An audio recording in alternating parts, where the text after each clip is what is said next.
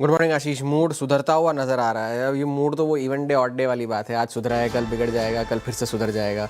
आज सुबह Donald Trump ने ये ऐलान कर दिया है कि प्रोजेक्ट फ्रीडम जो उन्होंने शुरू करा था सोमवार को, प्रोजेक्ट फ्रीडम, वहां फंसे जहाजों को स्ट्रेट से निकाल, हाँ, उस पर पॉज कर दिया जाएगा टेम्परेरीली, एक ही दिन में। हाँ, क्योंकि ईरान के साथ बातचीत अच्छी चल रही है और समझौते की उम्मीद है। तो ये देखने के लिए कि क्या उस बातचीत को एक अग्रीमेंट में ढालकर वो अग्रीमेंट साइन होना चाहिए या नहीं, या हो सकता है या नहीं, वो देखने के लिए उन्होंने कह दिया कि उस पर थोड़ा सा पॉज लगाया जाएगा। लेकिन साथ ही साथ उन्होंने एक राइडर भी कह दिया कि स्ट्रेट ऑफ हॉर्मुज़ की जो नाकाबंदी है वो जारी रहेगी, उसमें कोई रियायत नहीं है। और साथ ही साथ उन्होंने उस पर यह भी कहा था कि पाकिस्तान और बाकी सारे देशों ने जो के रिक्वेस्ट करने पर इसे पॉज किया जा रहा है। एक बात बताओ, ये सिर्फ ट्रंप साहब और उनका एडमिनिस्ट्रेशन कह रहा है कि ईरान भी इसी टोन में बात कर रहा है? ईरान से अब तक कोई जवाब आया तो नहीं है। ईरान की तरफ से डेवलपमेंट ये है कि अब्बास अरगची जो उनके विदेश मंत्री है वो चीन के दौरे पर है, चीन के दौरे पे, और ये डोनाल्ड ट्रंप अगले हफ्ते चीन जाने वाले, उससे पहले वो वहाँ चीन पहुँच गए बातचीत करने के लिए।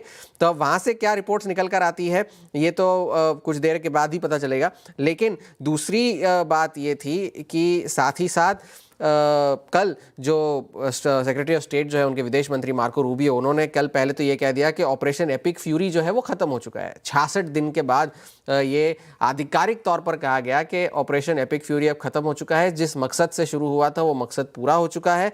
लेकिन अब इस वक्त जो स्ट्रेट ऑफ हॉर्मुज़ की जो नाकाबंदी वगैरह चल रही है वो एक डिफेंसिव ऑपरेशन है, ना कि ऑफेंसिव ऑपरेशन। जब तक हम पर हमला ना हो हम किसी पर हमला नहीं करेंगे, ये उन्होंने कहा। और साथ ही साथ यूएस ने यह भी कहा कि लगभग 1550 कमर्शियल वेसल्स और 22,000 सेलर्स जो है इस वक्त पर्शियन गल्फ में फंसे हुए हैं। ये ऑफिशियल जानकारी जो है यूएस ने कल साझा की है। और इन सभी बातों के बाद तेल की कीमतों में गिरावट देखने मिली है। कल भी गिरावट थी, आज वो गिरावट जारी है। और ब्रेंट में जो ओपन इंटरेस्ट है वो अगस्त के बाद के सबसे निचले स्तरों पर इस वक्त आ चुका है। और एनालिस्ट्स ये कह रहे हैं कि फिलहाल का सबसे बड़ा कंसर्न इस वक्त जो है वो प्राइसेस नहीं है, वो ये है कि फ्लोज नहीं है, सप्लाई नहीं है। और जब तक ये स्ट्रेट ऑफ हॉर्मुज़ खुलेगा नहीं तब तक इसके नॉर्मलाइज होने की आशंका जो है वो बहुत कम है।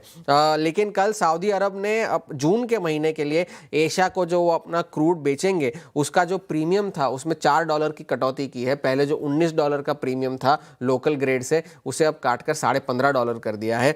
लेकिन फिर भी वो सेकंड हाईएस्ट ऑन रिकॉर्ड बना हुआ है।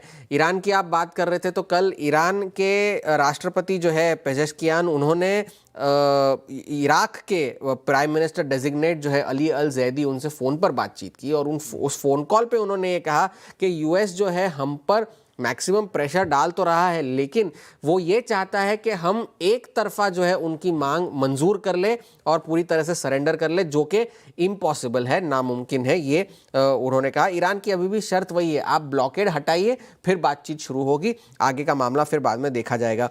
नैस्डैक के फ्यूचर्स आज मजबूत इसलिए है क्योंकि एएमडी के नतीजे बहुत अच्छे थे।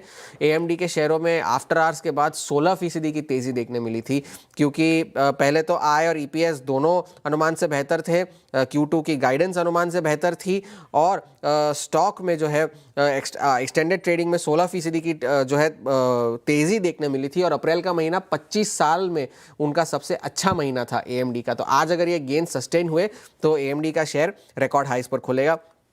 मैक्रो डेटा ठीक ठाक ही था, जोल्ट्स के जॉब्स डेटा में कोई बड़ा फेरबदल नहीं हुआ है। सर्विसेज पीएमआई अनुमान से कमज़ोर थी और ट्रेड डेफिसिट जो है बढ़कर $60 बिलियन की हो चुकी है।